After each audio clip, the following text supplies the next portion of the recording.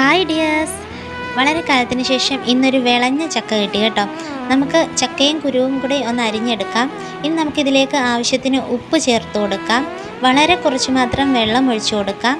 ഇനി നമുക്കിത് മൂടി വെച്ച് ലോ ഫ്ലെയിമിൽ ഒന്ന് കുക്ക് ചെയ്തെടുക്കാം. അപ്പോൾ ചക്ക കുക്കായി വരുമ്പോഴത്തേനും നമുക്ക് അരപ്പൂടി തയ്യാറാക്കി എടുക്കാം. അതിനായിട്ട് വെളുത്തുള്ളി, കറിവേപ്പില, ജീരകം, മഞ്ഞൾപ്പൊടി, ഒരു ഇച്ചിരി ഉപ്പുകൂടി ചേർക്കണം. പിന്നെ ഒരു 3-4 കാന്താരി മുളക്, ആവശ്യത്തിന് തേങ്ങ, ഇത്രയും ചേർത്തിട്ട് നമുക്കൊന്ന് ഒതുക്കിയെടുക്കാം. വെന്ത ചക്കയിലേക്ക് ഈ അരപ്പൊന്ന് മൂടി വയ്ക്കാം. ഒരു 3 മിനിറ്റ് കഴിയുമ്പോൾ നമുക്ക് ഇതേപോലെ ഒരു വടി ഉപയോഗിച്ച് കുഴച്ചെടുക്കാം. അപ്പം എല്ലാവരുടെയും വീട്ടിലും ഇതേപോലെ ഒരു കോല് കാണുമെന്ന് വിചാരിക്കുന്നു കേട്ടോ, ചക്ക കുഴിക്കാൻ വേണ്ടിയിട്ട്.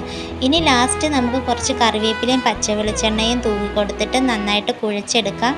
അപ്പോൾ നിങ്ങളുടെ നാട്ടിൽ ഇങ്ങനെ തന്നെയാണോ ചക്ക കുഴിക്കുന്നതെന്ന് കമൻറ്റ് ചെയ്തോളൂ. ചാനൽ